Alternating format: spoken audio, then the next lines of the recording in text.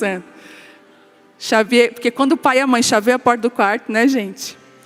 Aí, chaveei a porta do quarto. E aí eu falei assim, amor, isso aqui que é? É que tem uma situação me incomodando. Comecei a chorar. Gente, e homem não pode ver mulher chorar. Vocês já viram como é que eles ficam? Ele ficou desesperado. Ele sentou na cama, branco. Não, amor, calma, vai ficar tudo bem. Não, eu sei que vai ficar tudo bem, mas aqui eu não estou bem com essa situação. E era uma situação de dependência de Deus. Sabe quando você sabe que é o certo a fazer, que aquilo você tem que fazer aquilo, mas você se sente tão sem controle da situação, e eu tinha que confiar que Deus estava no controle. E naquela hora eu sentei com ele chorando, e me veio falando assim, uma voz no meu coração falando assim, eu já falhei alguma vez contigo? Eu não estava triste porque uma coisa ruim tinha acontecido, eu estava triste porque eu estava com medo de uma coisa ruim acontecer. Eu estava começando a ficar angustiada. E aí Deus falou comigo, eu já deixei alguma vez, eu já deixei de ser fiel com você.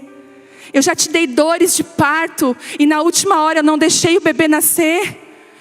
Eu falei, não, Deus, então confia. Eu estou te levando para um lugar de dependência outra vez. Porque às vezes nós estamos tão acostumados com a nossa vida, que a gente dá conta de tudo. Ai, está tudo tão certo. Aí a gente vai buscar a Deus, você já viu que parece que quanto mais a gente busca a Deus, parece que a coisa vai meio que piorando, a coisa vai apertando. Não é que está piorando, é que Deus está permitindo que você entre num lugar de dependência outra vez. Eu escrevi sobre isso essa semana, que o lugar de dependência nos faz segurar na mão do Pai de novo. Você já viu quando seu filho, é bem assim, quem é mãe sabe, a gente segura eles pela mão. E a gente vai num lugar que eles olham, que dá para correr, que dá para brincar, que não tem ninguém estranho. O que eles fazem? Solta da mão e vai brincar. Mas eu não sei se já aconteceu com você. Quando vê alguém estranho, algum perigo, eles correm para a nossa mão de novo, se esconde e segura na mão da mãe. Às vezes Deus permite que coisas talvez estranhas aconteçam, para que a gente volte para um lugar que a gente nunca deveria ter saído. A dependência de Deus, ela nos faz ouvir a voz de Deus outra vez, nos deixa próximas de Deus. Então, se Deus está permitindo, quero dizer para você, vai para esse lugar, em nome de Jesus. Vai para esse lugar de dependência de Deus, amém, eu já entendi, eu pego na sua mão outra vez. Deixa eu falar com você uma coisa. E na semana passada, eu tive um sonho. Eu vou falar um pouquinho sobre esse processo da casa, da volta da casa, de uma forma diferente. E, para mim fazer você entender, esse ano eu recebi muitos convites para ministrar para fora. Muitos convites. Já não dou mais conta, já não dá mais conta, são muitos. E eu lembro que desde o início, quando os primeiros convites vieram, eu tinha feito uma aliança com Deus. E você cuide com as alianças que você faz com Deus, porque Ele é fiel até o fim. E Ele cumpre as orações. Eu lembro que eu falei assim para Deus, Deus, quando a Bela tiver 3 anos, eu vou começar a viajar, eu vou aceitar os convites. Porque eu já recebia convites de uma pastora de Campinas. E ela dizia assim para mim, força, pastora, coragem. Gente, eu tinha medo de avião. Eu tinha medo de sair de casa. Eu gostava de estar em casa. Eu gosto do ambiente da casa. Amo casa. E eu falei, Deus, por que o Senhor não escolhe uma mulher que ama viajar, que está com a mala pronta, esperando, que gosta de sair? Por que eu não entendia, mas eu fiz um dia orando. O Espírito Santo me levou para esse lugar de entrega. Eu falei, então tá, enquanto a Bela é pequena e precisa muito de mim, eu não vou sair de perto dela. Mas quando ela tiver 3 anos, eu vou começar a viajar. A Bela fez 3 anos, dia 28 de janeiro daquele ano. No dia 29 de janeiro, eu recebi meu primeiro convite para viajar fora. Eu falei, Deus, o Senhor não brinca, né? O Senhor não brinca. E eu lembro que eu aceitei, eu conversei com meu marido, e agora? Eu tenho muito impulsionador. Falou, vai amor, se Deus está te chamando, vai, deixa Deus fazer. E o que aconteceu? Vários convites começaram a vir. E eu falei para Deus, Deus, eu sei que o Senhor está me chamando e eu quero obedecer ao teu chamado, mas eu não quero negligenciar a minha família. Porque eu sei que muitos homens e mulheres de Deus começaram a ministrar na vida de outros, a viajar e perderam as suas famílias. Gente, eu viajo pelo Brasil e às vezes eu divido plataforma com mulheres que já estão no 3º casamento. que os filhos estão desviados, que os filhos não querem mais saber de Deus. E eu falei, Deus, eu não quero essa destruição para a minha vida. Eu não quero um sucesso ministerial que vai destruir a minha família. E Deus falou assim comigo, você não precisa, deixa eu te ensinar como fazer. Então eu saio apenas 2 vezes no mês da minha casa, 2 finais de semana, que eu já acho muito. Uma mãe se ausentar de casa no final de semana. Os filhos ficam meio perdidos, é chato. Eu fico lá no hotel chorando. Mas a gente sabe que para cumprir o chamado de Deus precisa de renúncia. E é engraçado que quanto maior a renúncia, maior a unção que Deus derrama para completar aquilo que Ele chamou. E aí, eu e a Gisele que coordena tudo para a minha agenda, e a Gisele falou, Vivi, só hoje foi 20 convites.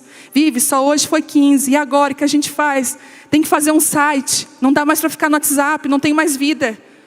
O WhatsApp dela está... E eu falei assim, não, vamos mover, vamos organizar isso. E me deu um temor tão grande, que já tem coisas que eu não dou mais conta.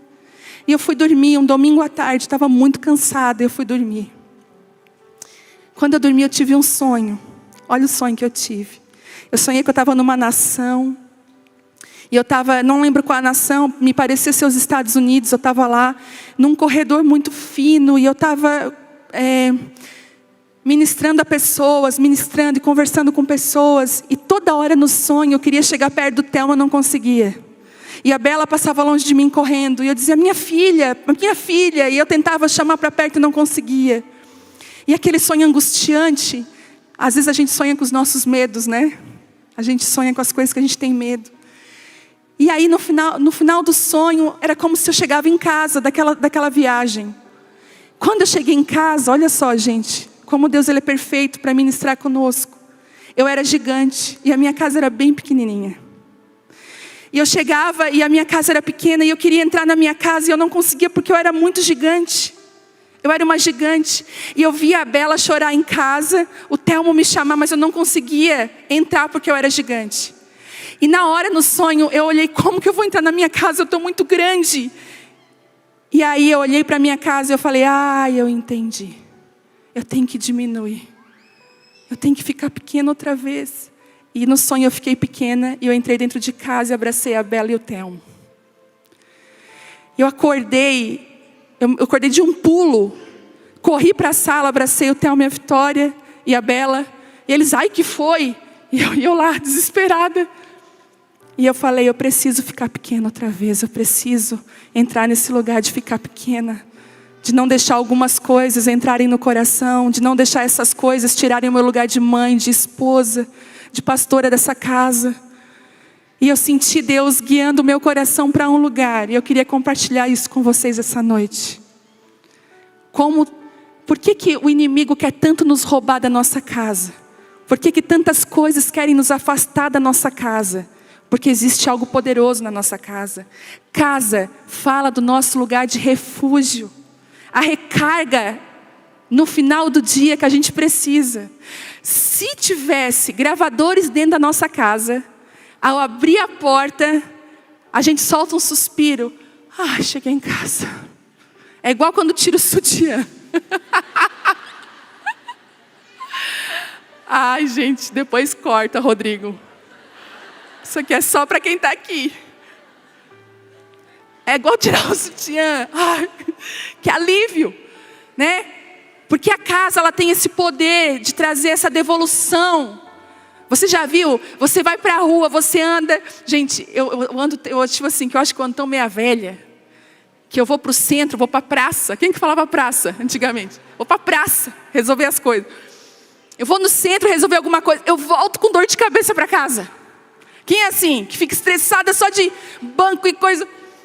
Volto para casa, dor de cabeça, parece que eu preciso chegar na minha casa. Nem tomar remédio, é chegar em casa. Tirar o sapato. Tomar um cafezinho feito por mim ali na hora. Hein, gente? Tem coisa melhor que isso. A casa tem o poder de nos devolver emocionalmente. Aquilo que foi arrancado da gente, a casa tem o poder. Até às vezes um cachorrinho. O nosso animal de estimação. A gente está em casa, quando ele vem todo bobinho receber a gente, já é uma devolução. Você ri, mas tem um monte de gente aqui que eu sei que... Ai, cachorrinho da mamãe. E os filhos vêm, né? A família e tudo, isso devolve a gente. Olha, eu sei que tem muito... Quem aqui que ama viajar? Ama botar uma mochila, mala, né? É gostoso, né? Viajar para passear, é muito bom. Maravilhoso. Gente, mas quando a gente chega em casa, não se compara. Parece que a alegria de voltar, ela é melhor do que aquela que a gente estava toda empolgada para viajar. Gente, chegar em casa depois de uma viagem, tomar um banho, dormir na sua cama. Às vezes eu viajo, eu fico sonhando com a minha cama. Nas primeiras vezes que eu viajava no hotel, eu estranhava o travesseiro. Eu disse que quando eu era pequena eu apanhei uma surra, porque eu era metódica. Eu achava errado, na minha cabeça de 5 anos, eu achava errado uma pessoa comendo um prato e na hora que ela fosse repetir, ela usasse o mesmo prato sujo. E eu estava na casa da minha avó, e aí eu falei, quero mais. Aí foram e botaram no prato sujo. Eu fiz uma reina, me joguei no chão, esperneei, ninguém entendeu a cabeça de uma criança. Aí levei umas 4, 5 palmadas e comi no prato sujo mesmo. Aí eu tenho umas coisas assim, né? Por que eu estou falando isso? E o travesseiro. Daí eu falei, que vergonha. Como é que eu vou andar no aeroporto com o meu travesseiro? Que vergonha, não cabe dentro da mala. Já fiz de tudo, já botei dentro da mala. Ai, não vou levar só um sapato.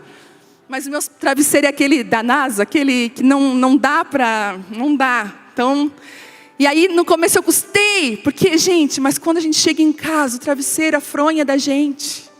Gente, nosso canto pode ser simples, tá? Não precisa ser... Olha, às vezes você não se sente tão bem num palácio como você se sente na sua casa simples. Porque a casa é inexplicável. A casa tem esse poder.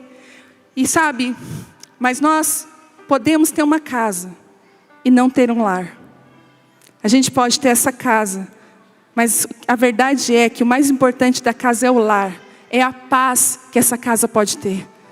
E a casa a gente compra, né? Com dinheiro, financia, minha casa, minha vida. A gente faz, mas o lar, dentro dessa casa, quem constrói é a gente. É as nossas atitudes, as nossas renúncias que vão construir esse lugar. A casa fala muito de quem somos. E quando nós restauramos a nossa casa, o nosso lar, nós estamos nos restaurando. Sabe, eu não vim aqui pregar, dizer que a mulher tem que ficar em casa. Que ela tem que largar o trabalho dela, não importa, passa fome, mas fica em casa. Não é nesse sentido, porque tem muita mulher em casa que não está em casa. Tem muita mulher que está em casa, mas está amargurada, maltrata os filhos, fala palavrão o dia inteiro, cozinha reclamando, limpa reclamando. Olha, é melhor que essa mulher não fique em casa, ela faz um desfavor. Porque estar em casa, às vezes, nem é físico. É muito mais do que isso. Estar em casa é estar de todo o coração naquilo que Deus chamou você para estar. É impressionante. Eu estava vendo aquela modelo famosa, Gisele. E ela estava falando que... Eu estava vendo um estudo que ela estava comentando que ela tem muitas viagens. E ela falou uma coisa que me chamou a atenção. Ela disse assim, o meu tempo com meus filhos é minha prioridade. Eu digo não para trabalhos milionários para estar com os meus filhos. E aí perguntaram para ela, e como que é estar com os teus filhos? Ela falou, estar com os meus filhos é estar com os meus filhos. Não é estar respondendo no WhatsApp para a amiga, para a pessoa, e já vou te dar, calma, peraí. Não, estar com os meus filhos é estar com eles, é ter tempo de qualidade. Porque às vezes não é tanta quantidade, mas é a qualidade que você dá para aquele relacionamento dentro da sua casa. É olhar nos olhos, é se importar.